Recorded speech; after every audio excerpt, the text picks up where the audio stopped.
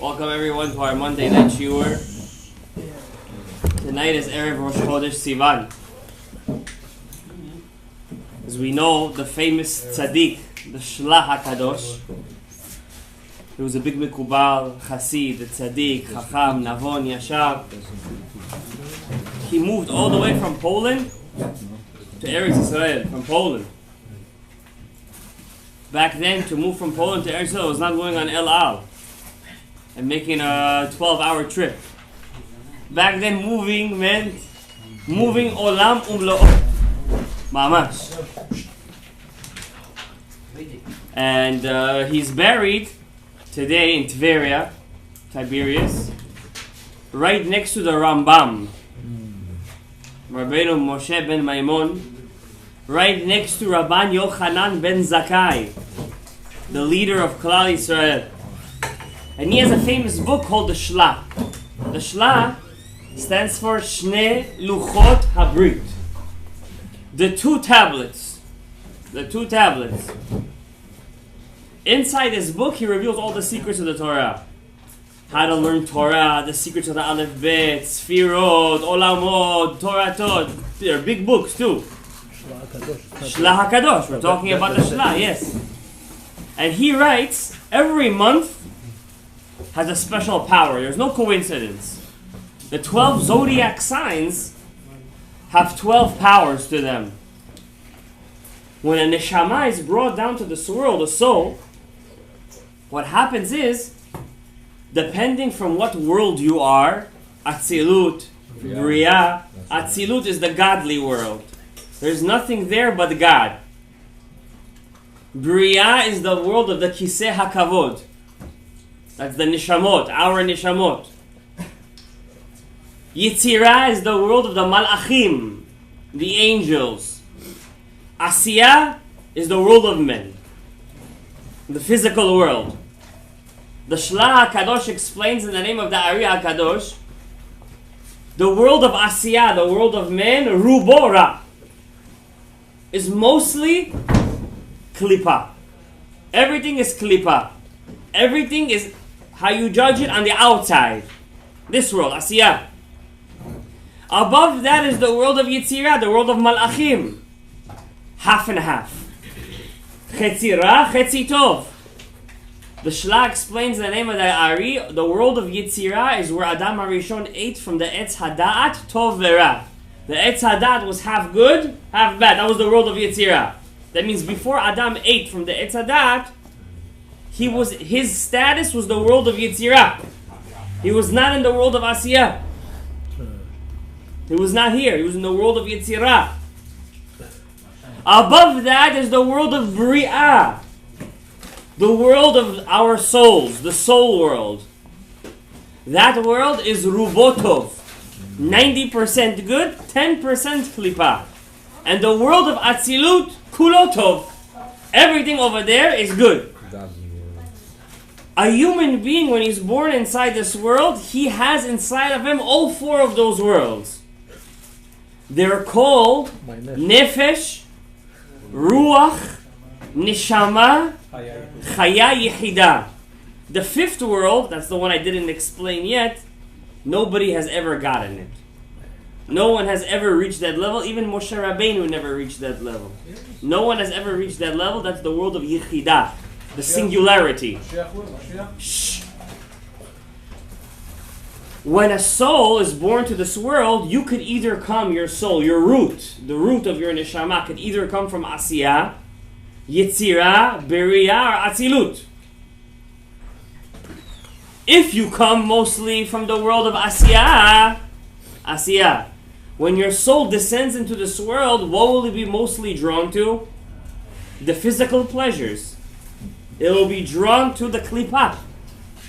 All of the person's life, will always be drawn to physical pleasure. If your neshama comes from the world of Yetzirah, your root, you will always be half and half, Benoni. If your neshama comes from Bria, which is mostly good, Avraham, what does that mean? It's almost impossible for you to do an Avera in this world. So us being from Bria, that's for sure out of the question. We're either from Yitzhira or Asiya. But a neshama that comes from Bria, almost all of his averot is never in physical form. It's all inside the head. If he does an avera, it's never in the physical form. He never actually does an avera. He might think of doing an avera, but he'll never actually do it. Yetzirah and Asiya will do it. You have these souls now? Of course.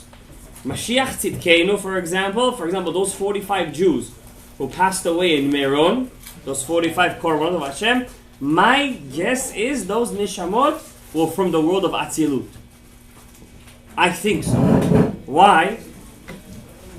Because the Ari HaKadosh explains there are certain Nishamot, certain kids, that come from the world of Atzilut, but specifically from the root soul of Nadav and Avihu.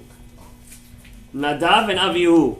How do you know? He gives a hint, a sign. How do you know who's from Nadav and Avihu, Avraham?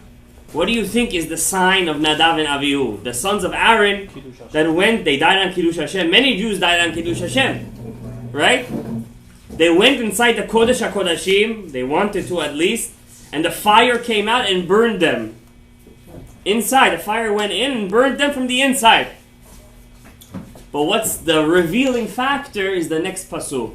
Va'al pnei kol ha'am ekabed. Vayidom Aharon.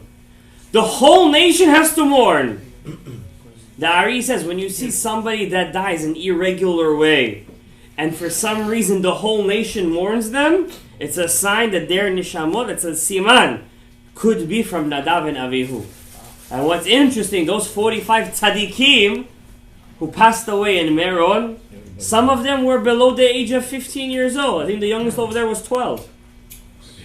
Not one drop of blood.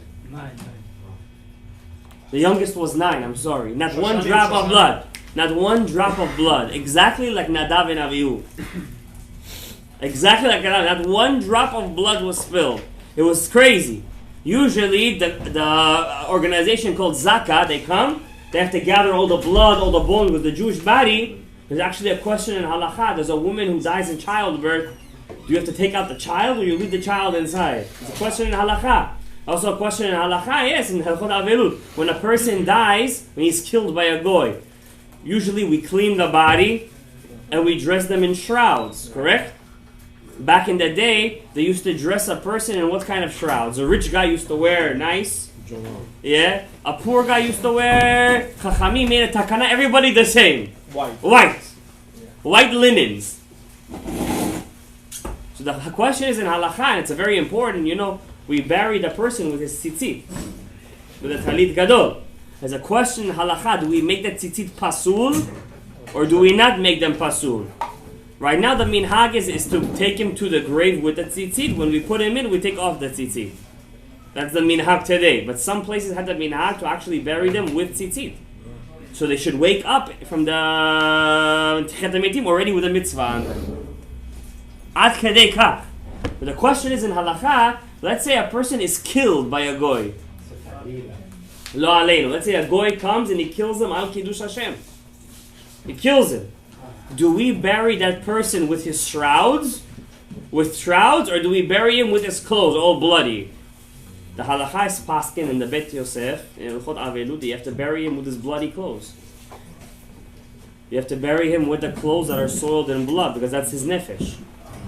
You gotta bury him with that nefesh. One reason. Second reason, so Hashem should avenge his death. So they would wash him and then put him clothes in They would bury him like that. Not even wash him? Not even wash him. Oh, wow. So Hashem should take avenge, should go up there like that, and he should ask for nikama from HaKadosh Baruch Hu. Ad kadei kach. Ad kadei kach.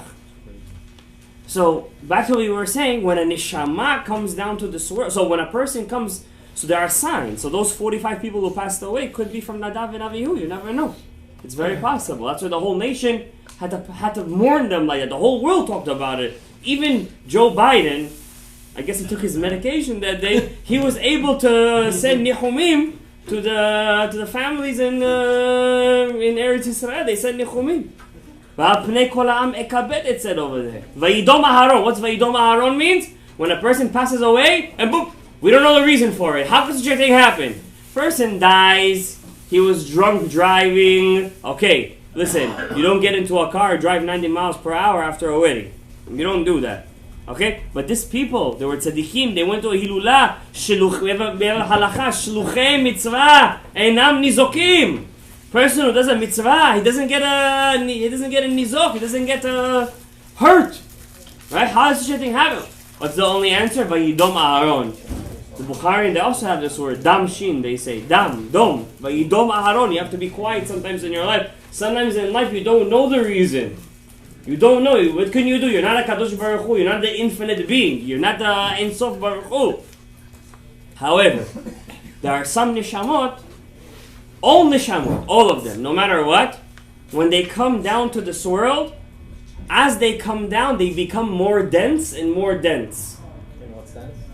That means, as a neshama, let's say, comes down from the world of Bria, he goes down to Yitzirah, it becomes more materialistic. Physical, more physical. It gets more physical. It goes down to Asiyah, it gets even more physical. When does the soul actually get its form? Once it passes its zodiac sign. When it's being born. When it's being born, when it's going to come out in that zodiac sign, that means if he comes down in the month of, I don't know, Taleh is going to be the month of Nisan, the Aries. When he comes down, he gets a levush. His soul gets a levush. A levush is a kind of a clothing, a kind of covering on the neshama, and that covering gives that soul its midot. What characteristic traits he has to fight with in his life. So if a person is born in the month of Nisan, Taleh, Aries, he has a very big problem with ego, fire sign. He's moody. He's always prone to anger. He always needs how you say, a good word. He always needs people to pat him on the back. Good job. He always wants to fit in. He always wants to be the best. That's the Nisan. No, Taleh. Taleh is the Aries. If a person comes down, for example, in the month of the water sign, let's say for example, Akrav, the Scorpio, November, the month of Akrav is the month of Cheshvan, Mar Cheshvan. What's Mar Cheshvan? The bitter Cheshvan. Mar is also Gematria Amalek. Mar Cheshvan, Amalek, the month of Cheshvan. If he comes down during that, what's his problem in life? Sfekot. Mar, Amalek is Gematria Sfek. He has an issue with Sfekot, doubts. Always in doubt. Also, Cheshvan, Mar also is from the word, the first rain is called Mar. The first rain of the season is called Mar. That's why we call it Mar Cheshvan, the first rain of the season of that year. So rain is the midah of ta'avot. Ta'ava, desire to receive. Food, women, chas v'shalom, drugs, chas v'shalom, what kind of desires there are? Nice money. How could we forget the Egel HaZahav? Money. Then we have, for example, the month of Iyar. Iyar, earth sign, earth. We did fire, we did water. How about earth? Person who's born in the month of Iyar. Iyar is the Taurus. A person who's born during that month, he only has one big test in his life, stubbornness. He can only see one way in his life, and not any other way. Any other way doesn't work out for him. Not because he doesn't want to, he just cannot. It's just not in his It's not in his nature. He has to break that. He has to open up that nature. And then we have the air signs. Sivan. Sivan, Te'umim. What's Te'umim? Twins. Air, twins. What do the human beings always do? Talking back and forth. Male and female. Always talking. That's the sign that has a ba'aya with sicha betela, lashon hara. Speaking too much, using the air too much. So every human being that comes down, his neshama gets a levush. He gets a covering. As a parent, you have to know how to pinpoint what characteristic traits your kid has an issue with. As a parent. The greatest parent knows you can never raise all your kids the same way. The first mistake is to raise your kids all the same way. Every child has to be raised differently. That means you, as the Abba, have to be a multiple personality. You have to know how to deal with all the personalities. You have to know how to deal with a kid that's angry. You have to know how to deal with a kid that's Chas v'Shalom, depressed, earth signs, depression. You have to know how to deal with a kid who always talks too much. A kid who has too gava. You have to know. And why? You should know one thing. Your children are basically all parts of you. Just different parts. Just different parts. So one kid took from your fire sign, one kid took from your water, one kid took from your air, one kid took from your earth. All your children are parts of you. There's no different parts. That's why we have cases like Avraham Avinu. Avraham. Echad Kirativ. I called him the one. There can only be one. Avraham Avinu. Avraham, he had a father. I wouldn't call him the nicest guy. Terach. Terach ben Nahor. Terach wanted to kill his own son. According to many midrashim, he sold out his own kid. Terach was the pope, or some say the general of Nimrod. Terach was a Rasha Merusha. He did everything he could possible that Avraham should come out tameh. How so? How so? He specifically made sure to be with his wife on the night of her menstruation. That's supposed to be a child that comes out of the miflez. I was just reading a story to the kids in my class. We were doing the book Minhat Yehuda of Rabbi Yehuda Fdaye. So I was telling them the story of Shabbatai Tzvi, Shem Rishai Mirkav. So Shabbatai Tzvi, he had his nefesh, asiyah, ruach, yitzirah. He was about to get his bria, his neshama, and he broke. So when Rabbi Yehuda Fdaye asked him, why did you break? He said, one of the main reasons why I broke was because I was born when my mother didn't go to the mikveh. My mother didn't keep Taharat HaMishpacha. That's why I was born in such a way and I couldn't handle the Nishamat HaBriah and I broke. The Shabbat I see was such a Rasha, he used to take a piece of pig and he used to say, Baruch atah Hashem Elokeinu melech haolam matir asurim. He who allows the prohibited items. Shabbat I see was such a Rasha. On Sukkot, he made 3 of the festivals. Pesach, Shavuot, and Sukkot. All in one. He said, we don't need it anymore. On Tisha B'Av, he made the sons of the Taz, the Turei Zahav, and the Shulchan Aruch eat on Tisha B'Av. He convinced them while in jail. That he was the Mashiach. The Shabbatai Tzvi. He convinced most of the rabbis of Europe to follow him and he was the Mashiach. How does such a guy do such a thing? Imagine the power, the soul powers that he had, but yet he broke. Why did he break? What does it all start with? Conception. Did you keep Taharat HaMishpacha? So Avraham Avinu, think of Avraham, Avi HaUmah. Avi HaUmah. How did he not crack? You understand? May Avraham Avinu go up to Shamayim right now and you should say to Hashem Yitbarach, my children, the sons of Yitzchak, the sons of Yaakov, are fighting for their lives against Pir'ei Adam, Ben HaShivcha, Shivcha v'Shalom, Shivcha ki tirash gvirta. Right now what's going on in Eretz Yisrael, Tilim hit Yerushalayim and the Ilulav Shemuel Hanavi.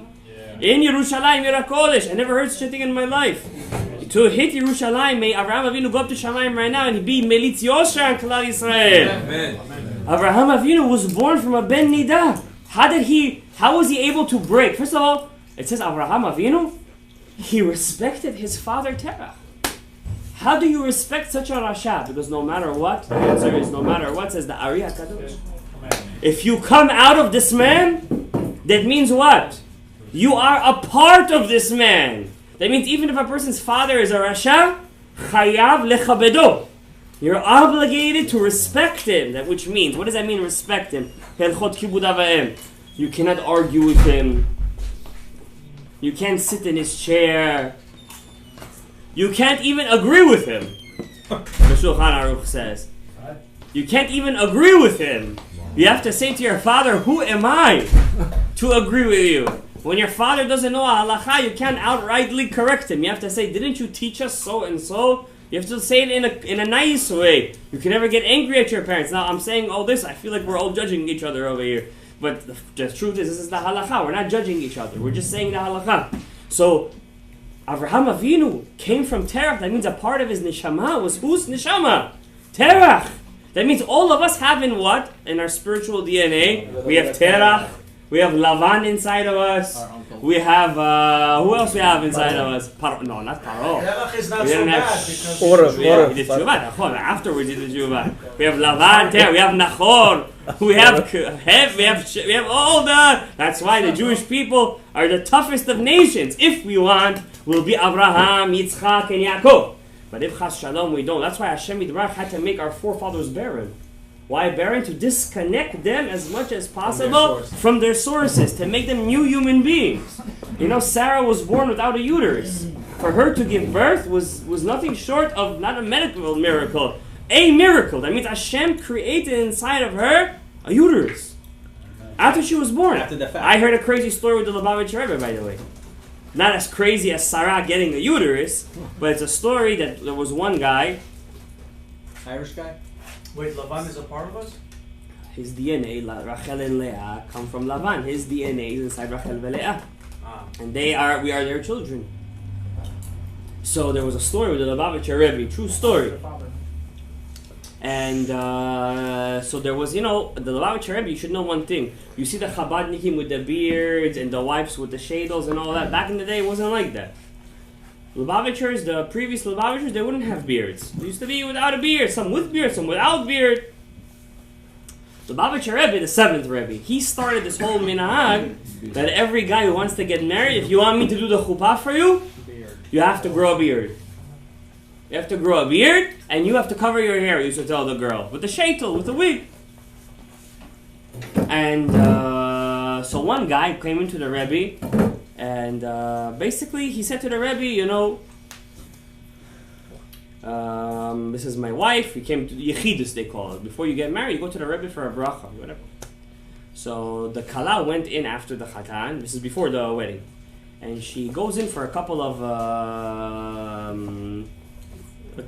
long moments. And she comes out afterwards, so the Chatan asks her, why did you go in for so long? She says, no, it doesn't matter, it's between me and the Rebbe, and the wedding went in as usual. So after a while, she got pregnant. She didn't get pregnant for a long time. And she sent to the Rebbe a kvittel, as they say. Please bless us to have children. So he sent her back, may Hashem bless you with bracha v'atzlacha, you should volunteer. You should do what I told you, basically, he said to her. So her husband asked her, what did you say? She didn't want to tell him, but she went and she started volunteering in a children's hospital. After a while, she gets pregnant.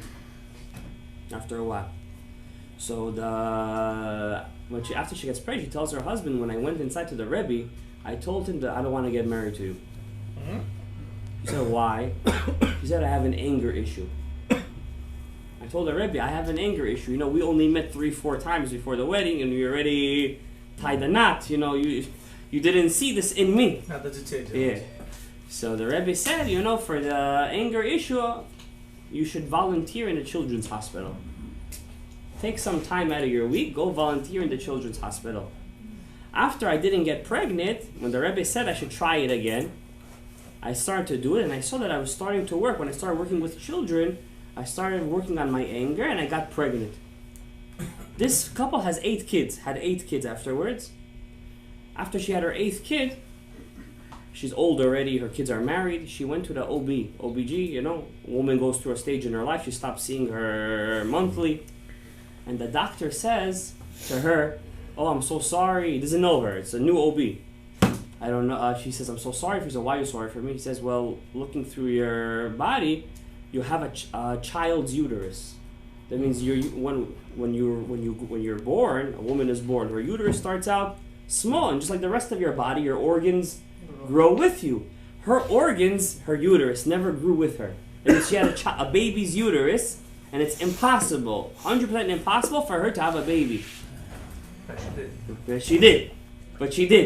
So she didn't say anything to the doctor, she laughed and she left. And she told her husband afterwards the whole story, and they both had a laugh of it. How inside a woman that had a baby's uterus, that she was able to have 8 children. It never changed. It never changed. Inside of that, Hashem, like they said they used to bow down in the Beit HaMikdash. Everybody came in crowded. When they used to bow, everybody had 4 amot. Like this was. That's what. At least she had a uterus, though. At least Sarah Imenu was born with nothing, and not only did she have a uterus afterwards, she was able to lahanik, to feed the baby.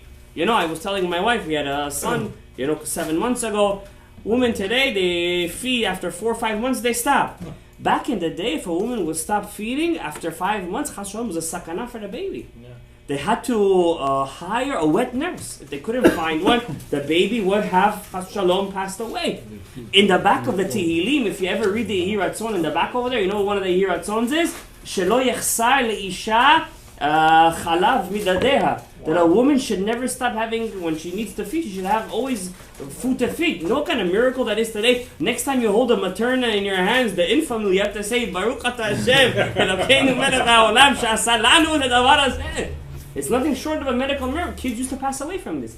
In fact, the Gemara says that one of the major things that a man had to put inside the ketuvah was to ensure that if anything happens, he would pay for the food for the baby. If she had a baby, he has to be responsible for the food. Absolutely. You know what kind of miracles we're living in today? We don't appreciate it because we're born into it. Avraham Avinu, think about it. He was born as a Ben Nida, son of the biggest Rishaim. How was he able to overcome all of this? How was he able to overcome all of this? He was mitdabek. He stuck to his midah. What was his midah? Chesed.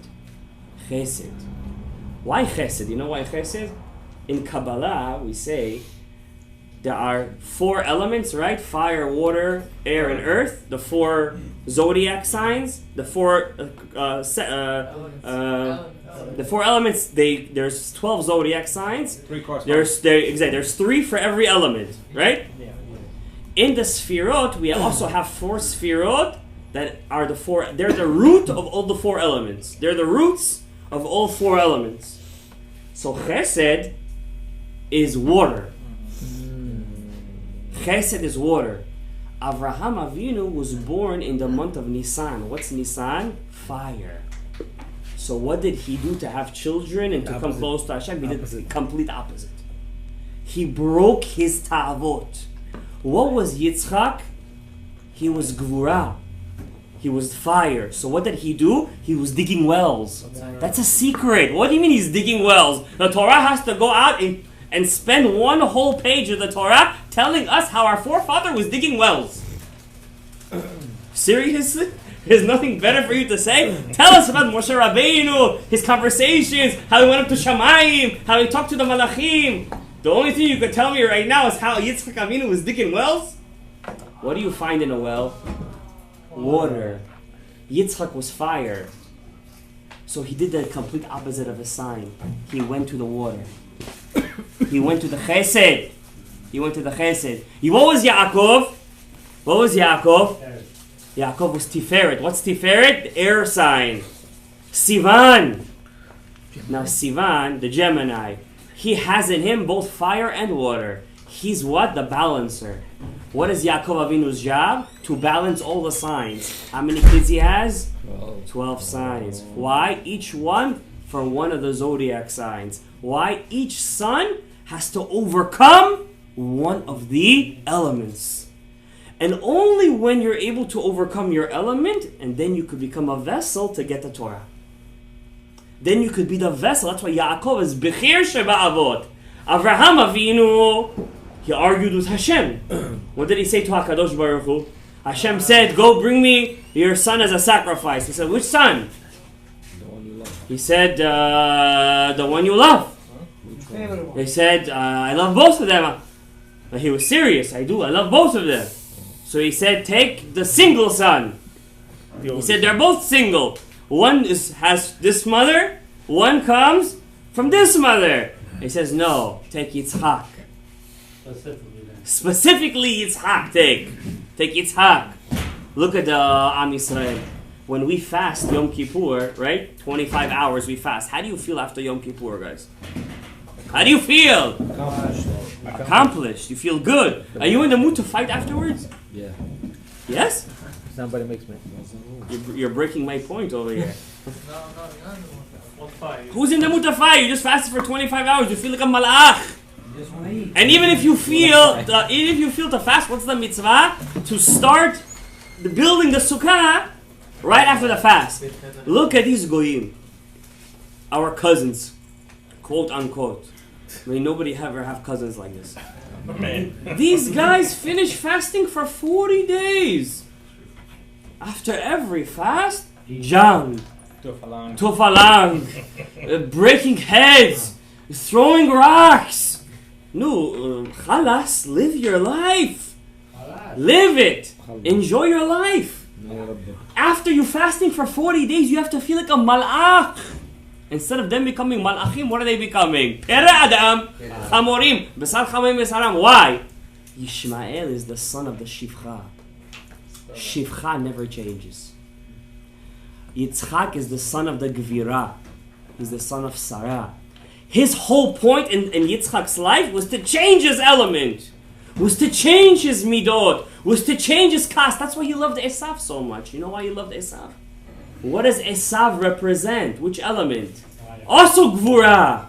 So Yitzchak said, I see myself in him. If I could break my element, he could also break his element, and he could be the greatest. Yaakov doesn't need to break his element so much. Why? He's the middle. He's in the middle column. He's the balancer. So what does Yitzchak tell Esav to do to break his element? What does he tell him to do? What mitzvah? He tells him to bring him food, right? What is to bring somebody food? What kind of mitzvah is it? It's chesed. He tells him, take your gvura, turn it into what? Turn it into chesed. And then come bring me the food, then I'll bless you. What does Esav do? Every time he goes to bring the food, comes which malach? Comes which malach? Gabriel. Gabriel is the malach of which element? Gvura, fire. He tells Yitzchak, to get to do mitzvah of chesed, you're very far from that. First, you have to work on your gvura. First, learn how to take your fire. You know, we had a great rabbi. His name was the Rambam. The Rambam. He wrote a very controversial book called Guide to the Perplexed. Moreh Nebuchim, huh? Moreh Nebuchim, Guide to the Perplexed. In this book, many rabbis, they went against him, and we don't learn this book. He had a very controversial saying inside this book, and I can only say this because all the Chachamim know it already. The Rambam was very big into philosophy. He didn't know Kabbalah. He didn't know the secrets of the Torah. Rambam had a shita that kamiot, kamiyas, shedim, demons, supernatural powers, all this stuff is women's talk. It's all nonsense. This was his philosophy. All this stuff is nonsense. It's all women's talk. It's how you say, it's how you call those people? They're superstitious. These are superstitious people. In the Moreh Nebuchim, for example, how does he explain all the stories of Abraham Avraham Avinu seeing the angel, Yaakov fighting the angel? He says it was all a dream. It was all a Mar'eh Nevuah. That's what it was. That's how the Rambam explains it. So one of his most controversial sayings, the Rambam's controversial saying was, he said that Aristotle was one level away from prophecy.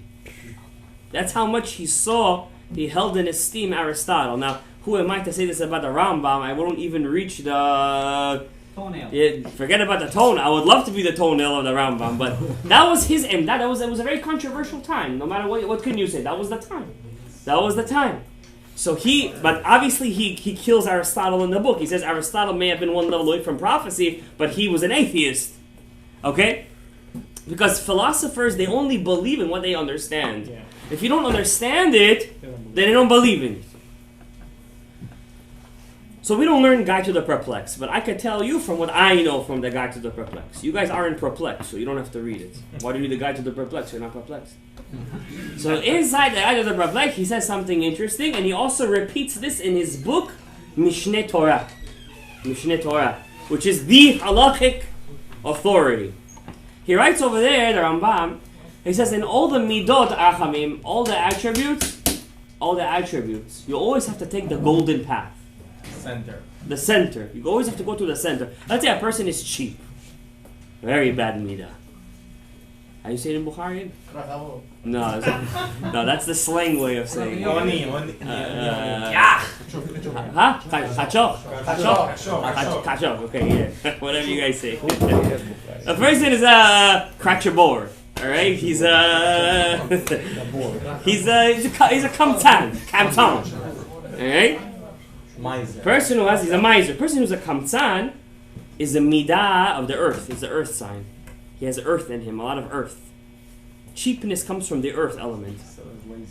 Also laziness. Earth gives, but it also takes a lot. Right? He just wants to take. When a person is bored, at the end, where does he go? Wherever you come, that's where he might give you a lot, but everything you eat and everything goes back to where it came from. That's the earth. He's cheap. The earth is cheap. Okay? So a kamtan, but there's also kamtan for the good. There's also kamtanut for the good, right? A person could be cheap in a good way too, right? Every single month you have to go on a vacation? No. Once a month you go on, once a year you go on a vacation. You don't have to, you spend money. Okay, you're not going to get a $10,000 watch. You're going to get a $1,000 watch. There's a middle path. You don't have to overspend and you don't have to be a kamtzan. You have to be in the middle. There's also a bad midah called kapdanut. It comes from the fire element. Kapdanut is being too strict, too particular, right? Everything bothers you. His tie is not on the right way, it bothers you. He didn't put his button on the top, it bothers you. His shirt is tucked out, it bothers you. Your kid didn't do the homework tonight, bothers you. He didn't go to sleep the right time, everything bothers you. You're a kapdan. There is kapdanut for good. There is kapdanut for bad. You have to take the middle column. Now let's take ga'ava. There is good ga'ava and there is bad ga'ava. What do you guys say? Yes. Rambam says no. All ga'ava bad. The only thing he says there is no middle path, there's no golden path, is ego. Ego. The only thing. Because when it comes to ego, you have to be extreme. You have to break the ego from your neshama. You have to let go of the ego. You have to let go of that fire inside of you. You have to take the complete opposite. And the same thing with humbleness. When you're humble, you have to be completely humble. V'ha'ish Moshe, anav me'od. He's very humble. From every human being that ever lived and that ever will live. That's Moshe Rabbeinu. Where does anava come from? Which element does anava come from? Water. No. Anava comes from the fifth element. The yichida. What does the word yichida mean? Singularity. When a person sees everyone as one single unit, how can I be angry at someone else? How can I be egotistical on someone else? You know, like a person comes to shul. Not our shul, Baruch Hashem, our shul is only tzadikim, geonim, gedolei olam. Except there is one geonim. So, me. So when a person comes to shul and he sits down, what is the 4 words that he says? This is my chair. That's it. Kava makom. If chas v'shalom, somebody comes the next day and takes his chair, oh my God. You guys haven't seen it. I've seen these kind of fights. I've seen it. On what? A chair. So choose another chair. That's why if you ever pay attention, when I come to shul, I never sit in one seat. I always sit every single... Why? It's to train yourself. Never get too attached to one place. Now obviously, the Gemara says, Kol hakovea makom letfilato Elokei Avraham be'ezro. Whoever has a specific place to pray, the God of Abraham is helping him. That doesn't mean a specific... seat and place and degree. It means a specific shul. It means a specific congregation. If you have a specific congregation that you always pray in, and you always pray over there, the God of Abraham is helping you. My point in all of this, guys, is that we all have elements that we have to overcome. And we all have to strive to be in the golden path. And every one of our children, the month of Sivan, the Shla says it's specifically powerful to pray for children. To pray to have good children. We're going to finish our shiur We're going to open up the Heichal. We're all going to say Tfilat Hashla HaKadosh. Shnei Luchot Abrit. Tfilat Ha'avot Halabanim. We're going to say this tefillah over here. I say this every single year, and I'm sure all of you do too. I have no chashash. It's a couple of pages. 1, 2, 3, 5 pages, but small pages, big letters. We're all going to say this tefillah. But the Shla says we don't just pray to have good children. We also have to work on our children. And I want to tell you and talking about all these elements, I might give you that idea that it's very hard to break those elements, but it's not very hard to break them. Everyone could break them if he knows what to break. If a person has a problem with ego, but all of his life he's working on his ta'avot, he's working on the wrong thing. A person has to have a cheshbon nefesh. You want to take your first step into being a gadol, of fixing your tikkun in your life? The only way to do it is to have a notebook. A notebook. A cheshbon nefesh. Calculation of the soul. Every day before you go to sleep, or once a day, even once a week before Shabbat, you open up this notebook and you say, on Sunday I did this, and this. On Monday I did this and this. And then you look at it at the end of the week and you say, what midah is the most occurring midah? Some person thinks, they go to shiurim. A lot of people talk about shemirat habrit, which is obviously a very important thing. But maybe your shemirat habrit is coming because of a midah that you have, that's really the source of all your problems. You understand? Person might have a problem in ego. You have to pinpoint that. But he thinks his problem is anger. But your anger is coming because of your ego. A person might have a problem in ta'avot. But he thinks his problem is in kamtzanut. But it's not really kamtzan. It's because he's a bal ta'avah. That's why he's a kamtzan. You understand? So when a person knows how to pin, now, as a parent, we cannot, unfortunately, you talk to the old timers, they say, there's only one thing that could fix a child. The back of the whip. You gotta take the Inshtra back in Russia. How do you guys say? In Russia, they used to have the t-shirt with the thing. Okay, halavai, we should have that, but we don't. What do we do? Derech hamelech nelech. What way we have to go? There's only one way.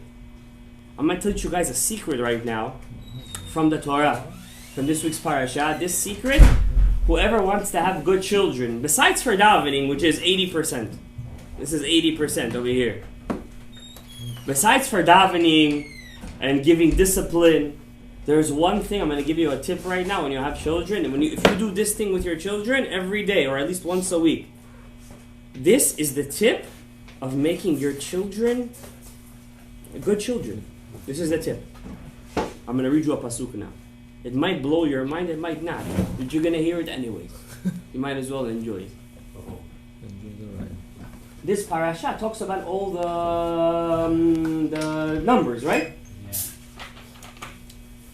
So you look at all the numbers. Who's the biggest shevet? The biggest tribe, obviously. Shevet Yehuda. You're saying we're not from Yehuda. You're looking at me with a kind of like a thing right here. Now Binyamin is pretty big, but Yehuda is like 75,000 over here. They're huge. These are just the men, huh? If you look at the Leviim, how many are they? 22,000. Pretty small. They didn't struggle in Egypt. And if you count, and that's 22,000 from when? A month old. For the Leviim, they counted them from a month old. Everyone else, they counted them from when? 20 to 60. For the Leviim, they counted from a month old. So it's probably half of that. By the way, Leviim go to pensia with age? 50 years old, the early pension. So 2 reasons why the Leviim were so small numbers. How many Leviim for the age of 20 and on? 8,000. Very small number of Leviim. So why the Leviim are so little, by the way? Now, one reason is because everyone wanted to carry the Aron HaKodesh. And if they weren't worthy, chas v'shalom, they wouldn't last a week. Another reason was they didn't have the bracha of Pruruvu. Because they weren't in the struggle in Egypt, they also weren't blessed with high numbers. Okay, two reasons. It wasn't cursed because of the what? Levi and Shimon. No, that's not what it says. That's not what the Mefarshim bring down. Maybe there is an answer like that, I don't know. But what's interesting, before they count the Leviim, first it says the sons of Moshe and Aharon. Now listen to this carefully. Ve'ele toledot. Who's older, Aaron or Moshe? Aaron is 83 when they leave Egypt. Moshe is 80. Aaron was 3 years older than Moshe. Ele toledot Aaron and Moshe. These are the generations of Aaron and Moshe. Now, you would think that the continuation of the pasuk, they're going to say the sons of Aaron and the sons of Moshe. Ele shemot bnei Aaron. These are the sons of Aaron. HaBechor, Nadav and Avihu. The eldest are Nadav and Avihu. Then comes Elazar and Itamar. It doesn't mention Moshe's kids. Wait a second. You just said to me, these are the descendants of Moshe and Aaron on the day that God spoke to Moses. Okay. What happened to Moses' kids? He doesn't have kids? Gershom, Eliezer. What happened to them? How come you only mention Aaron's kids? Look what Rashi says. And this is the secret. If you want to have good children, if you really want to machziram lemotav, this is the secret. Rashi asks, how come it doesn't say ve'eno maskir ela bnei Aaron? The pasuk doesn't mention Moshe's kids at all. Ela bnei Aaron. They only mention Aaron's kids. Ki nikreu toladot Moshe, because Aaron's kids are not his kids. They're Moshe's kids. Why? Shlefi shelamedan Torah. Because Moshe was the one who taught his nephews Torah. Melamed. It's giving us a binyan af for all of us over here. Shekol hamelamed et ben havero Torah. Whoever teaches his friend's son Torah, me'ale alav hakatuv ki'ilu yelado. The pasuk says it's not that it's his friend's son anymore. It's actually your kids. It's a giant chidush, Rabotai. And Rabbi Shimon Agassi says more. I taught you guys this long time ago. Let's see if you remember. If a person doesn't have children, but he got married. He tried. He got married. We said doesn't have children, no olam haba. Rabbi Shimon Agassi says, this is where he learns it from. But if you had Talmidim and you taught Torah, your Torah is what? That's your children. That far. Now imagine if you have a son and you actually sit with him and teach him Torah.